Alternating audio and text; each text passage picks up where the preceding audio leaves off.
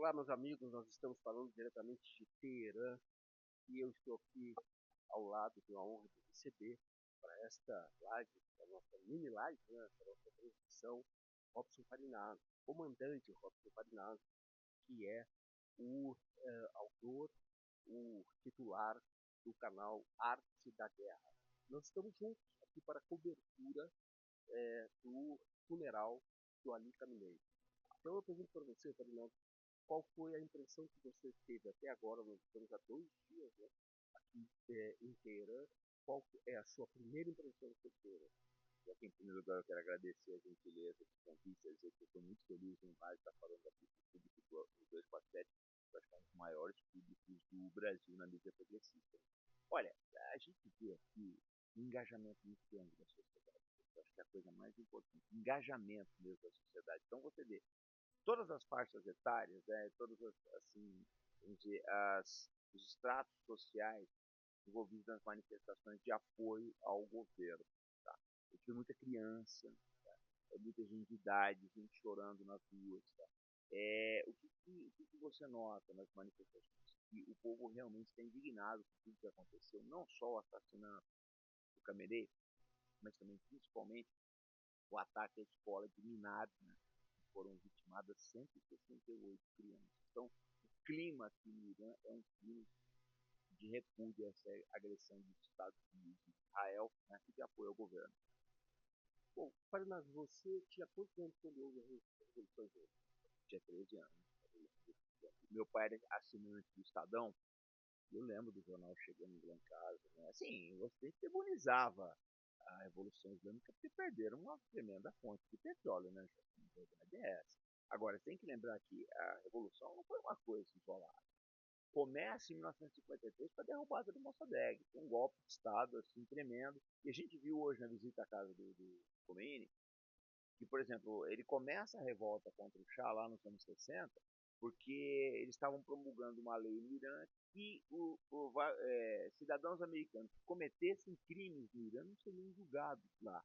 Então o Khomeini achou isso um atentado à soberania. Você vê que nos anos 60 ele já tinha essa visão assim, de que o Irã tinha que estar livre dessas ingerências. Então, é lógico, o Ocidente demonizou mesmo que perderam uma tremenda fonte de renda. Né?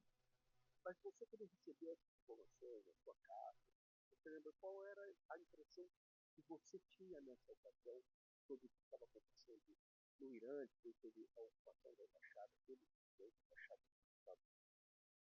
Olha, Joaquim, eu era muito jovem ainda, mas a gente já percebeu que alguma coisa estava mudando no mundo. Por quê? Porque a maneira como a imprensa se referia a isso, né, era uma maneira assim quase apocalíptica, né? O Khomeini ele teve terremotos. Primeiro porque a Revolução Islâmica ela toma conta de uma das maiores reservas de petróleo do mundo. Segundo também que o pessoal achava que a monarquia do Shah nunca ia cair. Você tem que lembrar que em 67 o Shah faz uma cerimônia de coroação, assim, dos 2.500 anos da monarquia islâmica, que ele gastou uma verdadeira fortuna para se coroar, né? Então ele era um personagem de jet set, ele, a Paradiba, naquela coisa toda, recebia personalidades do mundo inteiro. Então as pessoas achavam que ele era um personagem de conto, de sonho, de fotonovela, sabe? E as pessoas achavam que isso ia acabar, e acabou, né? Acabou. E eu me lembro, até falando que eu me lembro da música até da Elis Regina, que ela cantava, tem sempre ela lá para falar, lá, e a gente achava isso negativo, quando vocês querem acabar com a nossa liberdade, a gente vai ficar mais triste, aparecia o comunismo com aquela barbona, com pães de preto. Então parecia, a gente tinha primeiro, parecia uma encarnação do mal. Queria se vender também, né? Já desde aquela época já queria se vender, porque o pessoal entendeu que e assim, uma coisa engraçada que você vê que hoje o pessoal fala no Irã, né, na casa do comunismo, que a revolução ela foi mal vista tanto pelos americanos como pela União Soviética. Os soviéticos temiam que essa revolução se espalhasse pelas repúblicas de maioria islâmica no sul da União Soviética, como Cazaquistão, Turcomenistão, né, Uzbequistão, etc. Eles tinham muito medo disso coisas. E a gente vê hoje, depois que você viu a casa do Khomeini, assim, andando aqui por Teherã, você reviu aquilo, para mim, eu tive essa imagem que você falou, nossa, tudo aquilo que eu recebi de informação não era verdadeiro. Mas eu queria saber de você, quando você visita a casa do Khomeini e lembra de como o Khomeini era apresentado. Mudou alguma coisa em seu, mesmo você já conhecendo por pessoas de formação acadêmica, clássica, forte, mudou alguma coisa? Você pensou nisso para puxa, é dinheiro verdadeiro. E qual foi a imagem que você passou a ter do Khomeini? Aquilo que era vendido como uma encarnação do mal. E agora como é que você? Olha, eu vejo o Khomeini, assim, a impressão que eu tenho aqui no Irã, para mim está sendo uma jornada espiritual, tá? Por quê? Eu vejo hoje o Khomeini muito mais como uma liderança espiritual, o Khamenei também, do que como uma liderança política. Não obstante todas as transformações políticas que ele fez. Por quê? Que você nota que a pessoa tinha uma fé muito grande nele. No enterro do Khomeini, trouxe 11 milhões de pessoas pelas ruas. Foi um negócio doido, uma coisa simplesmente louca. Era um verão, né? Verão aqui muito forte, veio aqui no Rio de Janeiro, você percebeu isso aí. E estavam jogando água nas pessoas, porque aquela aglomeração tremenda. Quando o helicóptero chega com o caixão, né? Os pilotos quase não conseguiam decolar de tanta gente chegando perto da aeronave. E assim, você percebe uma espiritualidade muito grande, tanto nele quanto no Khamenei. Porque, por exemplo, olha, o Khomeini foi muito demonizado, mas eu acho que o Khamenei tem mais tempo no poder. E o Khamenei era um pacifista, essa que é a verdade. A gente pode falar disso daí também. Eu acho que o grande erro do Trump foi jogar uma lufada de ar fresco na Revolução Islâmica. Por quê? Quando ele afasta o Khamenei, tinha uma visão de conciliação com o Ocidente, uma visão mais pacifista, tinha a famosa paciência estratégica do Khamenei. Você dá entrada a um pessoal, chega um pessoal novo, né, Mortada, etc., e já tem uma visão, olha, tem que confrontar, não tem jeito. 47 anos depois a gente está tentando conciliar, não funcionou, vamos confrontar. Então eu acho que, na verdade, o Trump, sem ele saber, ele atiçou as brasas da revolução. Certo, não sei, essa impressão inicial que eu tenho, porque tem que olhar uma coisa. O Moctaba, ele já começa construindo a lenda pessoal dele. Ele teve uma vitória sobre os Estados Unidos. Hoje é só quem está em Marte, né? Nem o astronauta na estação espacial está alienado disso, que houve uma vitória iraniana, pelo menos momentânea agora. Então o Moctaba ele já tem uma lenda pessoal dele. E do ponto de vista, então, de algo que você domina bem, que é a questão da estratégia militar. Qual foi o erro dos Estados Unidos? Pergunto isso porque você percebe que as pessoas, conversando com as pessoas, existe uma unidade aqui. Pode ter um tem oposição, mas tem uma unidade, um objetivo de consolidar e avançar na questão. Qual foi o erro que são vários, não só, tá? Eu vou enumerar. Primeiro deles é esse iraniano, porque você conversa com o iraniano, você percebeu tudo aí, lógico, a gentileza que eles têm. Eu vejo hoje, não sei se foi você ou o Tom, a gente estava sentado no hall esperando os dias chegarem, tinha um que estava de pé, não lembro se era você ou o Tom, eles chegaram com a cadeira. Vocês são muito gentis, muito corteses, pessoal. Mesmo em falar, uma fala mansa, uma coisa muito. Assim, se o Trump tivesse conhecido esse caráter de Irã, e assim, por trás de toda essa gentileza, tinha uma firmeza de propósito muito grande. Eu não sei se ele sabe. Essa é uma coisa, eu não conheço. Segundo, que o Pentágono americano não queria essa guerra. E eu vou explicar por isso porquê. E eu já falei em várias entrevistas. E é importante falar para os pode ser aqui. Que você não tem, militarmente, você não consegue gerenciar o risco numa guerra contínua. O que eu chamo de gerenciar o risco? Vamos pegar aí, por exemplo, a guerra, a invasão americana do Panamá. O risco foi gerenciado. O Panamá não tinha condições. O sequestro, o risco foi gerenciado. A gente sabe que teve alguma coisa ali. Aqui não foi uma operação militar. Aqui, na minha opinião, foi uma farsa. Uma farsa. Então, o risco estava gerenciado para não ter base. Por quê? Porque é um Leviatã militar. Não só pelo que ele já fez, que ele tem 2.500 anos de tradição militar, A gente lutou com o Alexandre, lutou com o Tamerlão, lutou com todo mundo, mas também pela tecnologia moderna que eles têm hoje. Então, eu acho que isso foi um tanto, em conhecer o caráter iraniano e entender que não, você não tem como gerenciar o risco. Joaquim, para você derrubar isso aqui, e você viu o tamanho do aeroporto até, nós viemos juntos, no mesmo carro, né? Do aeroporto até o nosso hotel inteirão, foi 1 hora de carro, gente. Como é que você vai tomar um país desse tamanho?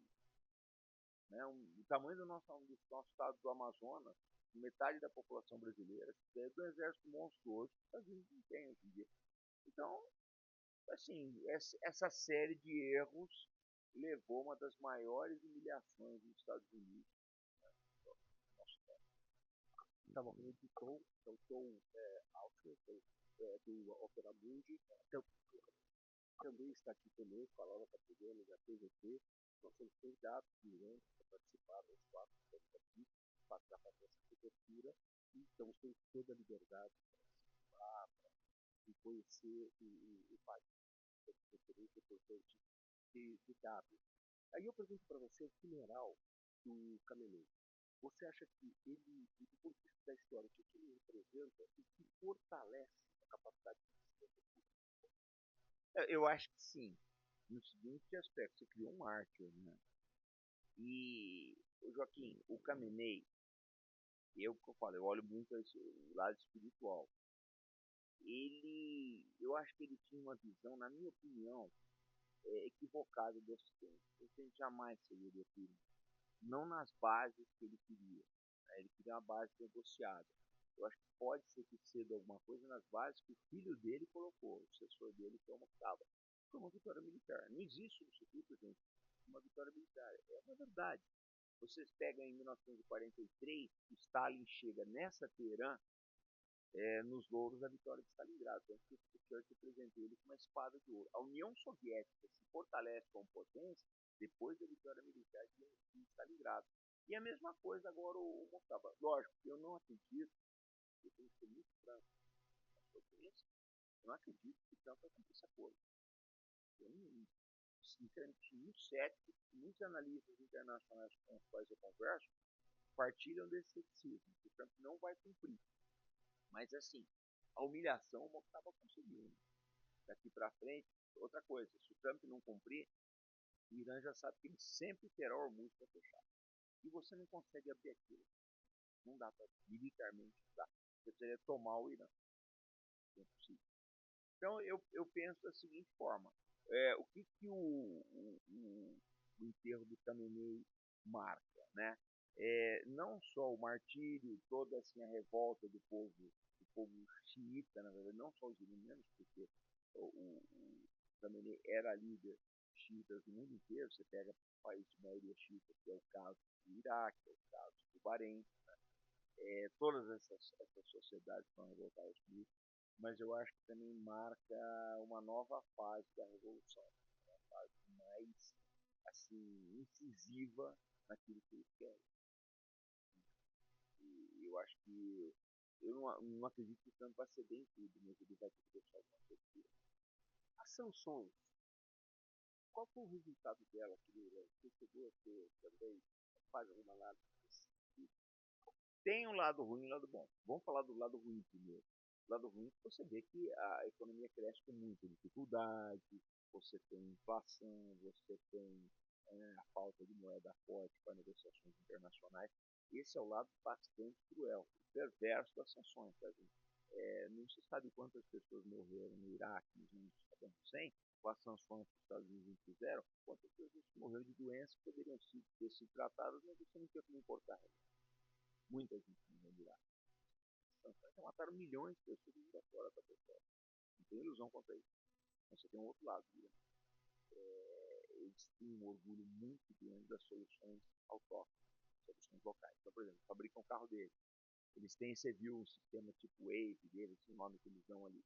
Eles têm um ecossistema bancário que eu fiquei impressionado de ver. Um ecossistema bancário mesmo, que funciona aqui, com os cartões próprios, etc. Então, assim, é uma sociedade que busca sua soberania e sua independência. Não vai ser fácil dobrar isso aí. As consequências para o Brasil. do fortalecimento do Irã, da vitória do Irã? O Joaquim, eu acho que assim, tem uma frase do Padre Vieira que eu gosto muito, né? Aos olhos de quem ama, o corvo é branco, aos olhos de quem odeia, a garça é negra. Né? Então, eu vejo assim, ó, não vamos colocar com interpretação racista, tá, gente? Isso aí é uma frase do Padre Vieira do século XVI, tá? É uma visão, assim, que ele tinha, que ele fala do pessimismo das pessoas, né? E assim, daquela visão que as pessoas que odeiam têm uma visão amarga do mundo. A gente, na verdade, vê o mundo como ele é, vê o mundo como nós somos. Essa é a verdade, isso que ele quis colocar. Mas eu acho que no Brasil, o que acontece? Muita gente fala, Irã terrorista, essa coisa toda. É aquele pessoal que está atrasado na história, perdeu o bonde da história. Mas eu acho que quem enxerga e quem quer o Brasil desenvolvido vai olhar para o Irã e vai falar, olha, a gente precisa subir. Não assim, da mesma forma que ele, mas a gente precisa adotar algumas soluções. Tipo, vou te falar, indústria. O Irã corre atrás da industrialização. Eu tive pouco carro chinês na rua. No mundo inteiro você vê carro chinês. Aqui eu vi muito carro iraniano. E busca de soluções locais. Então, por exemplo, eles têm grandes soluções tecnológicas, como essas que eu falei, estão perseguindo a área de inteligência artificial, e, gente, o Irã bota satélite no espaço. Então, acho que a gente tem que olhar para essas conquistas do Irã e ver, dentro da nossa maneira, como brasileiros, né, os nossos riscos democráticos aí, preservando as nossas instituições, como é que a gente vai fazer, né, para chegar aí nessa independência, como eles fizeram. A gente tem que achar a nossa forma, Joaquim, que não é iraniano, não é russo, não é chinês, não é americano. Mas a gente tem que buscar uma forma, porque não dá mais para continuar com esse quadro social que a gente tem. Está vendo que se aproximar a queda do Império Americano? Olha, nesse ponto eu tenho que ser um pouco realista. Não vou nem ser pessimista, porque eu não gosto eu acho que a gente não tem problemas na cabeça, tem desafio. Eu acho que a queda americana é irreversível. Isso eu acho. Eu acho que demora ainda. Vamos tentar ser que você viu na Venezuela, que você viu na Síria, que você está vendo em Cuba, e que você viu contra o Irã, e as pressões que o Brasil vai sofrer, você não tem isso quanto a isso, a seleção presentiva vai ser bastante complicada, eles estão tentando o lugar deles, vai ser fácil. Para encerrar, neste momento, aquele que quer um mundo menos desigual, como todos iranianos, eu acho que sim. Eu acho que o líder de uma lição dele. Porque esse que é o meu negócio. Até então, o que a gente tinha de confronto? O imperialismo estava assim, evidente. Era a guerra da Ucrânia, operação militar especial, que a Rússia não, gente, não tem ilusão, não é uma guerra da Rússia contra a Ucrânia. É uma guerra da Rússia contra a OTAN e seus aliados. A Rússia está lutando com mais de 40 países. Já tem gente dizendo que são 50 mil voluntários da OTAN dentro da Ucrânia. Tá? Mais de 5 mil já morreram. Mais de 5 mil não ucranianos já morreram nessa guerra. Eu acredito que 100 brasileiros nessa lista aí. Então, até então, a gente olhava a Rússia, né? Mas o Irã, em 40 dias, deu uma munição tremenda nos Estados Unidos. Joaquim, foram 49 aeronaves americanas derrubadas. Eu costumo dizer o seguinte, eu brinco, que quem não tem cabelo branco assim que nem eu, talvez não vai saber. O Irã é um Vietnã em rotação 78. Rotação 78, para quem não sabe, você está lembrado? É aquelas vitrolas que você colocava em rotação 78 e o disco girava mais rápido. O Irã foi um Vietnã em rotação 78. Os americanos foram humilhados. Bom, muito obrigado, muito obrigado mesmo. Eu quero passar a última palavra para você complementar e dizer como é que você segue. Se tu for lá canal Arte da Guerra, no Twitter, no Instagram e no YouTube, eu estou mais ativo no YouTube, a gente faz 2 lives por dia aí, tá sempre aceitando convite de amigos que nem vocês, o pessoal chama, a gente vem, está sempre nas redes sociais. É canal Arte da Guerra, vocês vão encontrar a gente aí. Pessoal, muito obrigado pela audiência. Nós continuamos aqui fazendo essa cobertura que com certeza a mídia ocidental não vai fazer. O ponto de vista que nós temos, que é o ponto de vista justamente disso que colocou agora o Farinazzo, que aquele ponto de vista a partir de um país que tem um interesse comum aos nós brasileiros, que é você criar um novo desenho geopolítico no mundo. Então, ter aqui essa honra, é muito importante da nossa atividade profissional, que é justamente fazer essa pela audiência. Até a próxima.